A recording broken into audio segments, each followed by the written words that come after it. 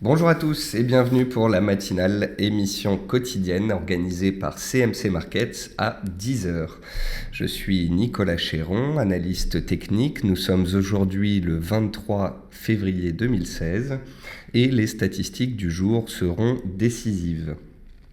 Comme nous avons pu le constater hier, lundi, l'appétit pour le risque perdurait, le pétrole a été soutenu toujours par des rumeurs, les indices ont été recherchés et ont clôturé en forte hausse. Ça a permis aux indices américains d'arriver sous des résistances, aux indices européens également. Pendant la nuit, il y a une consolidation sur les indices asiatiques et une consolidation du pétrole. Cela a entraîné un gap baissier ce matin sur les indices européens. Mais force est de constater que malgré un gap baissier, eh bien, les acheteurs restent particulièrement présents puisque le CAC 40 est très rapidement revenu à 4300 points. Nous allons voir les configurations techniques dans quelques instants. Bienvenue à tous pour la matinale. Et c'est parti. Comme tous les matins, prenez note de cet avertissement sur les risques concernant le caractère purement informatif de cette présentation et des CFD. Comme d'habitude, vous pouvez me poser des questions tout au long de cette présentation. Si vous avez des actifs sur lesquels vous souhaitez que je souhaite intervenir, n'hésitez pas. Nous allons donc voir ensemble les dernières news, le calendrier éco, puis on passera en revue des actifs sur la plateforme de CMC Markets. Alors en termes d'actualité, il y a beaucoup d'actualités et il y a beaucoup de news positives, il y a beaucoup de news négatives. C'est peut-être pour ça que les opérateurs sont un peu désorientés. Nous avons une tendance baissière de fond depuis 2-3 mois, mais nous sommes dans un rebond technique depuis 10 jours et les acheteurs continuent d'opérer un rattrapage sur le marché action. On a eu quand même des beaux rebonds sur les indices émergents, on a eu des rebonds sur les devises des antipodes, l'Australie et la Nouvelle-Zélande qui ont repris des couleurs. On a eu des rebonds sur certaines matières premières et donc sur tout le secteur énergétique et des matériaux de base. Et donc ça, ce sont des bonnes choses. Hier, vous voyez, c'était une journée particulière. Gilles me disait tout à l'heure, ce n'est pas facile de lire le marché en ce moment. Effectivement, JP Morgan hier écrivait sur Bloomberg et s'étonnait de la hausse malgré des taux négatifs, des PMI décevants en Europe, une Chine toujours sous pression. Donc voilà, vous voyez, même des grandes banques s'étonnent parfois des mouvements actuels sur les marchés. On a une macroéconomie qui se détériore, mais à court terme, on a toujours un rebond qui semble persister. Malgré une forte volatilité, le pétrole ne confirme pas sa reprise haussière. Vous avez pu constater qu'on a des accélérations haussières au-dessus des 30-31 dollars ces dernières séances, mais pas de décalage haussier réel.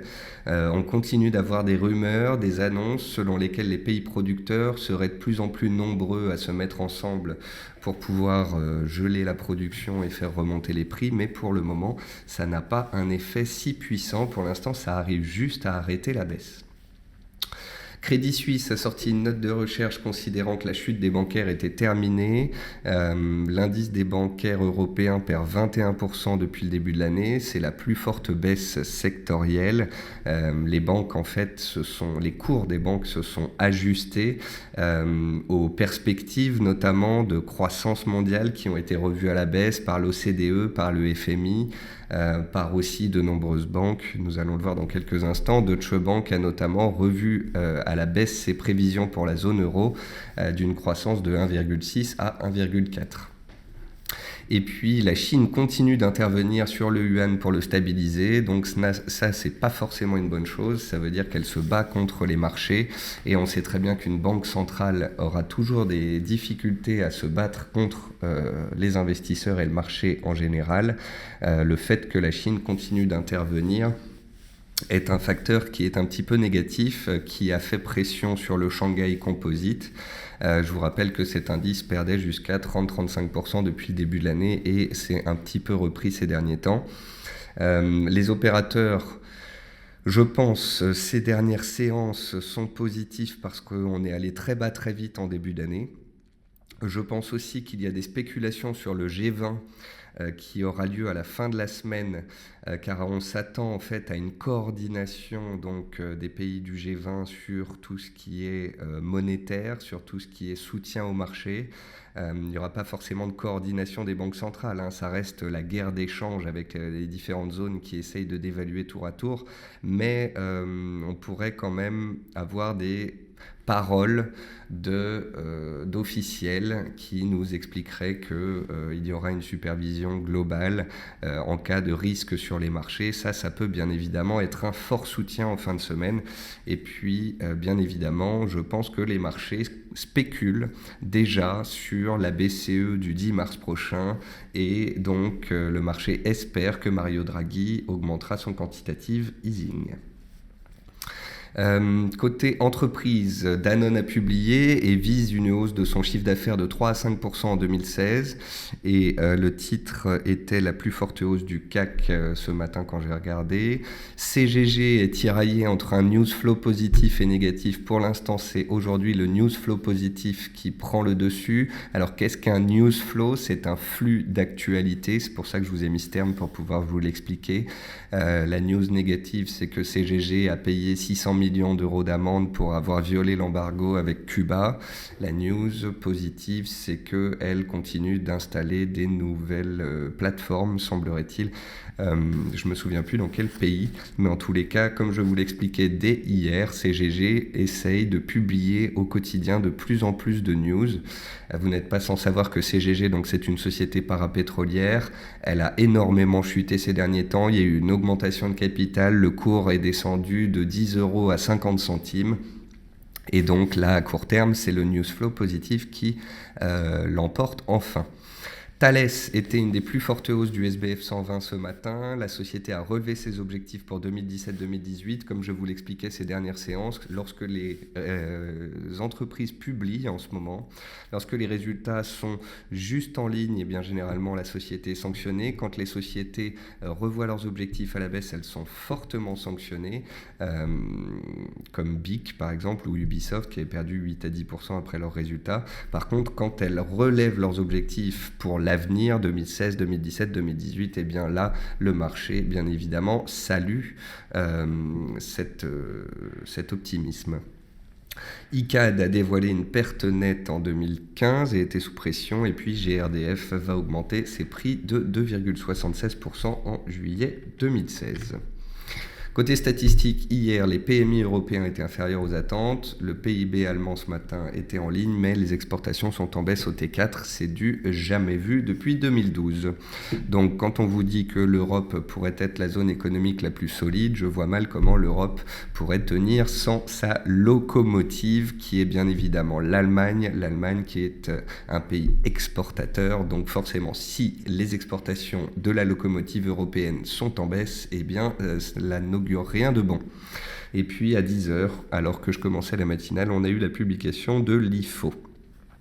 Ce jour en statistique, cet après-midi, on aura des chiffres de l'immobilier aux États-Unis et puis la confiance du consommateur US. C'est des chiffres qui tomberont à 15 et 16 heures, d'où le titre de la matinale du jour, des statistiques décisives. Alors, pourquoi est-ce que l'on a dit que les statistiques étaient décisives? Eh bien, parce que nous allons voir si les acheteurs ou les vendeurs prennent la main. Le premier indice que je vais vous montrer, c'est le CAC 40. Je trouve que c'est celui qui permet d'être le plus proprement cadré. Donc, souvenez-vous ce que l'on a dit hier et ces dernières séances. Il y a bien une tendance baissière de fond, il y a bien des nouvelles négatives, mais à court terme, le marché est dans un rebond technique et profite des bonnes nouvelles. Les bonnes nouvelles, c'est parfois l'absence de mauvaises nouvelles. C'est aussi le fait que certaines banques et certains cabinets de recherche considèrent que le marché a fait un point bas récemment et donc pourrait remonter beaucoup plus haut. Les bonnes nouvelles, c'est aussi les spéculations sur le G20 en fin de semaine et sur Draghi en début mars. C'est pour cette raison que pour l'instant, donc, le marché est soutenu à la hausse. On l'a vu déjà la semaine dernière par la tenue des supports et puis dès ce lundi par une sortie par le haut du canal baissier. On a vu hier que les cours étaient sous 4300 points et que en fait, les opérateurs pouvaient un peu faire du ping-pong entre les supports et les résistances. Ce que je voulais dire par là, c'est que si vous n'êtes pas acheteur depuis une semaine, si vous n'achetez que depuis 2-3 séances, vous hésitez à tenir vos positions longtemps et à faire du swing trading. Donc peut-être que c'est l'intraday le plus évident. Si vous êtes baissier, donc que vous attendez des ventes et que vous avez peut-être tenté des ventes en semaine dernière ou par exemple hier à 4300 points sous résistance, eh bien vous êtes au fait que pour l'instant le marché est fort et que si l'on tient les supports, ça peut redémarrer. Donc là aussi, vous pouvez potentiellement faire de l'intraday le temps que la situation se décante. Hier, on disait par exemple que le bas de canal était à 4250 points, que la résistance était à 4300 points. Si la résistance cédait, il pouvait y avoir une accélération. A contrario, devait y avoir consolidation. Il y a eu donc une petite aversion au risque ce matin. On a gapé à la baisse, mais vous voyez qu'on a touché 4250 et qu'on est reparti très rapidement, qu'on a comblé le gap baissier et nous voilà déjà sur les plus hauts d'hier. Donc ça montre bien que les acheteurs sont toujours là, la tendance haussière en données 4 heures et journalière sur les 10 jours qui viennent de passer est toujours en place, et donc les acheteurs ont la main, et donc les vendeurs se doivent d'être prudents. Voilà.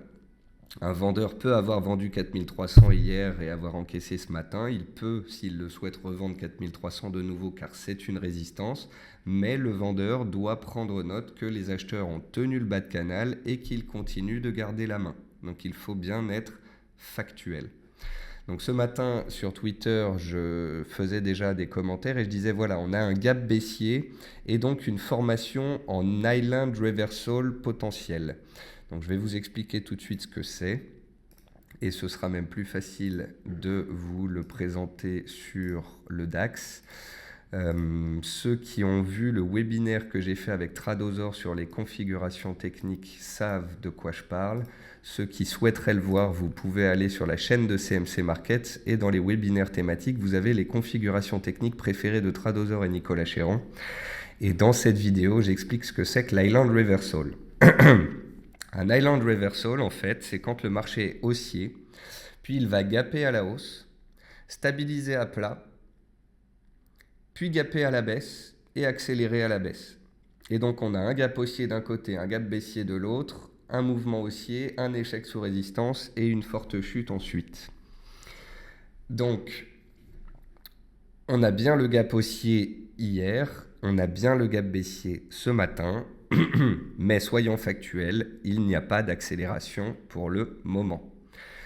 Donc voilà ce que donne le DAX en données intraday. Donc si on regarde le CAC, il a déjà comblé son gap et il est déjà sur ses plus hauts. Donc ce que l'on peut noter, c'est que le CAC est beaucoup plus fort que le DAX. Ça veut dire quoi? Ça veut dire que si quelqu'un souhaite vendre des indices, il sélectionnera théoriquement un indice plutôt faible et préférera le DAX que le CAC.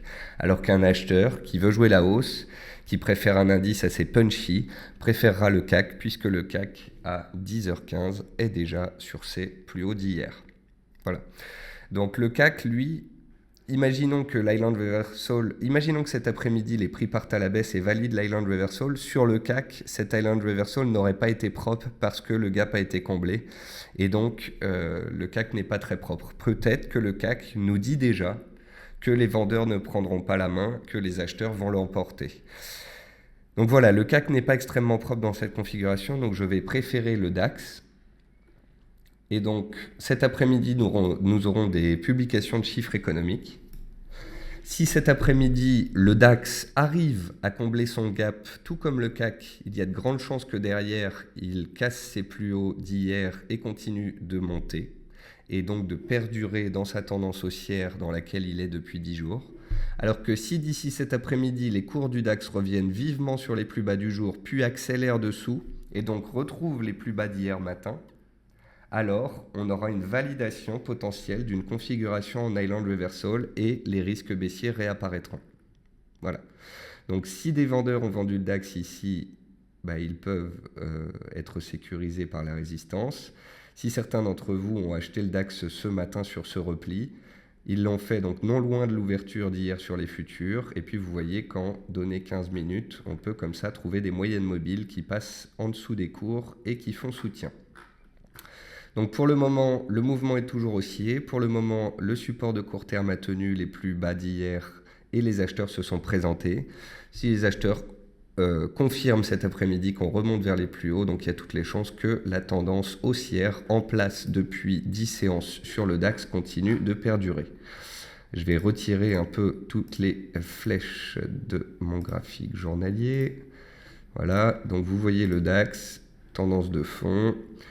Rebond technique depuis 10 jours, ce rebond technique, tant qu'on a une tendance haussière de court terme, il peut perdurer, il peut monter jusque 9700, jusque 9800.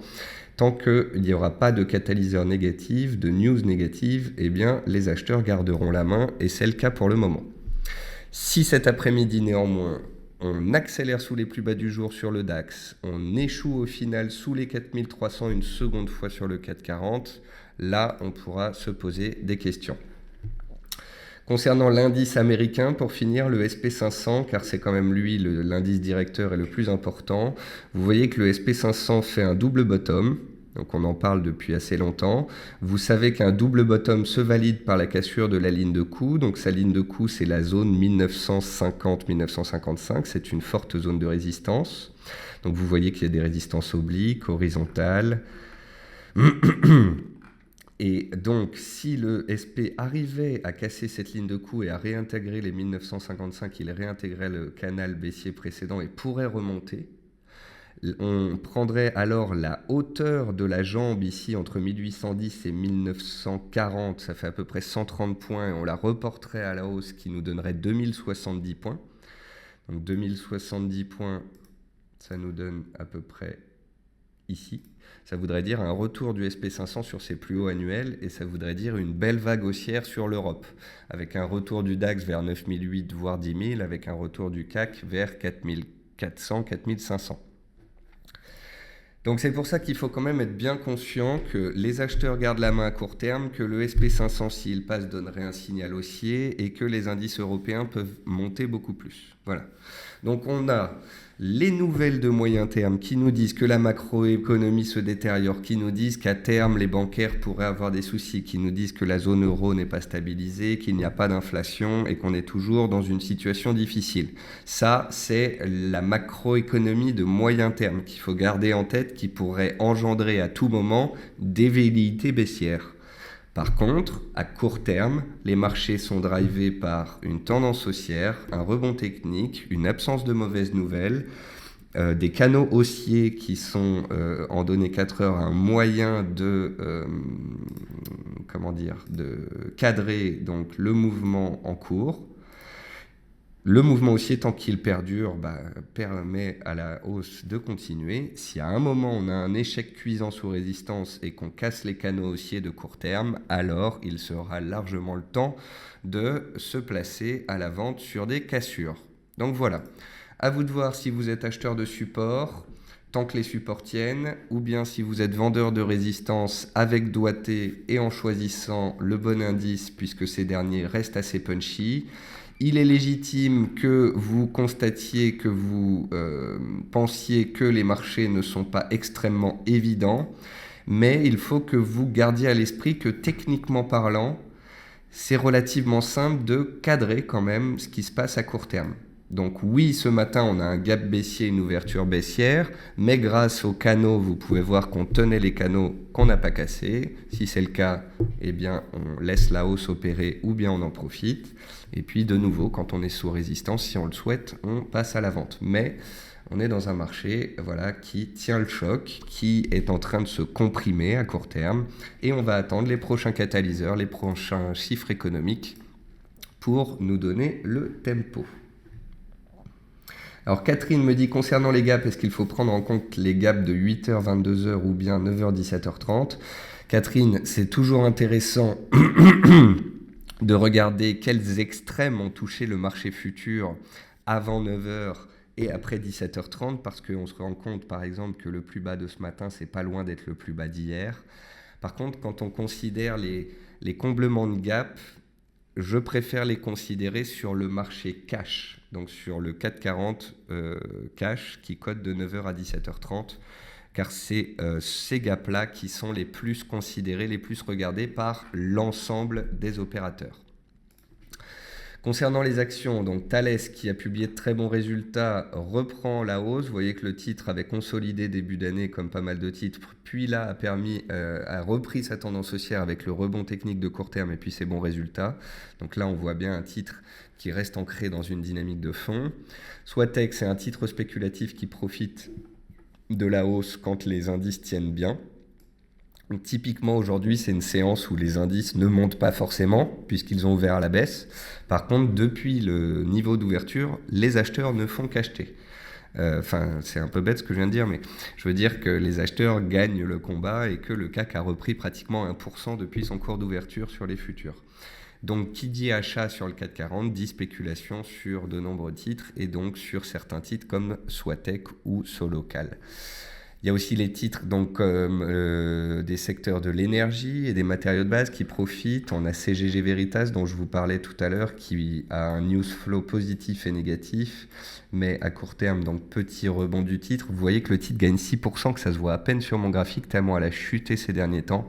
Il faudrait vraiment que le pétrole arrive à accélérer au-dessus des 31 $ pour que CGG puisse reprendre des couleurs, auquel cas il y aurait potentiellement un beau potentiel de rebond sur cette valeur. Eramet, je vous en parlais hier, ce sont les matériaux de base. Eramet tente un double bottom. Pour l'instant, ce sont juste des prémices de rebond. Je vous alertais hier sur la beauté du canal baissier d'Eramet. Il sera largement temps de s'intéresser au titre si, à un moment, on sort du canal par le haut.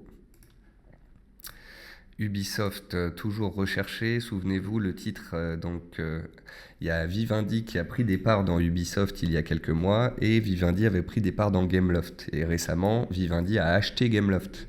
Donc c'est pour ça que les spéculations vont bon train sur Ubisoft et que le titre est recherché. Danone, donc c'est publication de résultats bien accueillis. Air France, toujours recherché, mais comme je vous le montrais hier, Air France ici à 8,59 €, il y a une grosse zone de résistance de moyen terme, donc il faudra voir si cela passe en force ou si ça bloque. EDF, donc toujours délaissé sur ses plus bas historiques. La société doit faire des mises à jour sur son parc pour les 40-50 prochaines années. Ce sont des coûts colossaux. EDF, c'est vraiment un dossier difficile. Et puis dans les baisses, on retrouve Icade qui a publié ses résultats. On retrouve Air Liquide.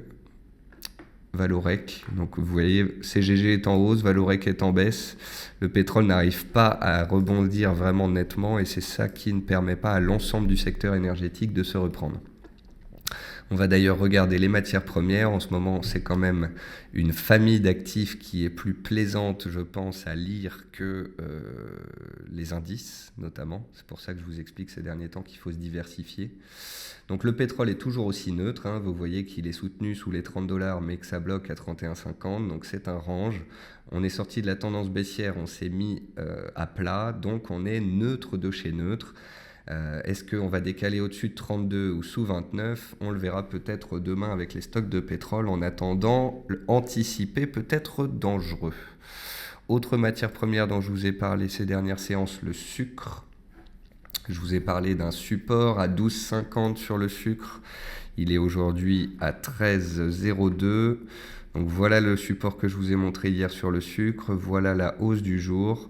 Aujourd'hui, le sucre blanc plante 3%, le sucre brut pour 1,5%. Vous voyez que parfois, il y a peut-être plus simple à faire que du CAC ou du DAX. Il y a des matières premières qui sont très propres sur des niveaux bien définis. Quant au blé et au riz, il n'y a pas eu de signaux. La fève de cacao, ça fait un petit moment que je ne l'ai pas regardé, ça ne bouge pas. Le gaz naturel, on est toujours en baisse. Il n'y a rien de spécial à dire là-dessus. Et puis, bien évidemment, l'or, toujours recherché. Vous remarquerez que même si le CAC a gapé à la baisse, ce qui montrait un petit peu d'aversion au risque, ça a permis à l'or de se reprendre un peu. Par contre, vous remarquez que même si les acheteurs se sont présentés et que le CAC est revenu à zéro, à 4300 points, eh bien l'or est toujours en hausse ce jour. Et L'or monte quand ça va pas très bien sur les indices. Et depuis le début de l'année, les indices sont sous pression et l'or a fait une belle tendance haussière. Ma réflexion, c'est de me dire que la tendance la plus propre que je vois sur les marchés en ce moment, c'est la dynamique de l'or. Enfin, jusqu'au 10 février, c'était la dynamique de l'or.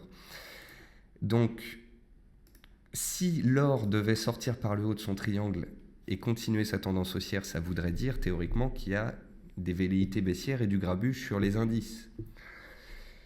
Or, j'ai tellement, si vous voulez, il est tellement factuel de noter que l'or tient bien et donc pourrait à tout moment reprendre sa tendance haussière que, voyant cela, je me dis que la tendance baissière des indices peut reprendre à tout moment. Mais pour autant, si je le pense, je préférerais à la limite peut-être le jouer sur l'or, à la hausse, puisque l'or est fort et l'or ne chute pas beaucoup quand les indices rebondissent. Vous voyez que les indices rebondissent depuis 10 jours et en fait l'or est stable depuis 10 jours dans son triangle. Donc pour ceux qui veulent vendre des indices et qui peut-être se font un peu du mal à vendre les indices un peu précipitamment, peut-être que mettre à profit les supports sur l'or serait quelque chose de plus facile. Voilà, ce ne sont que des propositions, des plans B. Je dis juste qu'il y a des actifs qui sont plus propres que d'autres en ce moment, dépendamment du scénario que vous avez sur les marchés. Mais comme je vous l'explique ces dernières séances, les indices donc arrivent dans des zones de résistance mais restent soutenus, donc il faut faire attention. Par contre, si on veut jouer la baisse des indices, on peut jouer également donc la hausse de l'or ou la hausse de l'euro-dollar. Donc pour ceux qui, par exemple, auraient du mal à vendre les indices ou n'arriveraient pas à trouver des points d'entrée ou préfèrent ne pas le faire, il y a l'or que je vous ai montré il y a quelques instants, et puis on va regarder l'euro-dollar ensemble. Alors l'euro-dollar, je voulais aussi vous dire quelque chose. Il a perdu 100 points hier. Hier, en fait, le dollar s'appréciait. Et l'euro et la livre baissaient. Par contre, ce que je trouvais particulier, c'était que malgré un euro et une livre qui baissaient, eh bien l'AUD et le NZD arrivaient à monter contre le dollar. Donc c'est pas que le dollar était si fort que cela hier, c'était surtout que les devises européennes, que sont la livre et l'euro, étaient sous pression. Eh bien, vous savez quoi? Hier, la livre, elle a fait sa plus forte baisse depuis un an. Parce que, donc, le maire anglais le maire de Londres est en train de se rallier au Brexit, voudrait que l'Angleterre sorte du système européen, etc. Donc, ça a fait baisser la livre hier aux reprises de cotation. Bien évidemment, la livre va être sous pression jusqu'au mois de juin. Car jusqu'au mois de juin, il y aura le vote sur le fameux Brexit. Le FTSE pourrait être sous pression, la livre pourrait être sous pression, et c'est normal puisqu'il y a de l'indécision. Pour l'instant, les sondages donnent entre 35 et 45% de chances que le Brexit arrive. Donc théoriquement, pour le moment, ce n'est pas quelque chose qui va arriver, c'est une possibilité. Donc tout ça, ça a pesé sur la livre. Ce que je voulais vous dire, c'est que c'est normal que ça ait pesé sur la livre. Par contre, à moyen terme, il n'est pas dit que ça continue de peser énormément. Il est peut-être même dit qu'avant le 20 juin, on ait un rebond sur la livre, anticipant le fait qu'il n'y ait pas de Brexit. Bref, je vais un peu vite en besogne. Pour l'instant, la livre est baissière et sous pression. Mais si le Brexit ne devait pas se faire, dans les 2, 3, 4 mois, la direction pourrait être tout autre. Ce que je voulais vous dire aussi, c'est que la livre ayant été sous pression, l'euro a été sous pression, car l'Angleterre qui déstabilise le système européen, ça veut dire que l'euro est lui aussi mis sous pression. C'est ça qui fait, je pense, qu'hier l'euro était sous pression, et c'est ça qui encore aujourd'hui pèse sur la devise européenne. Donc il est peut-être beaucoup moins, il est même pas évident et pas pour l'instant positif de jouer un reflux des indices en jouant la hausse de l'euro.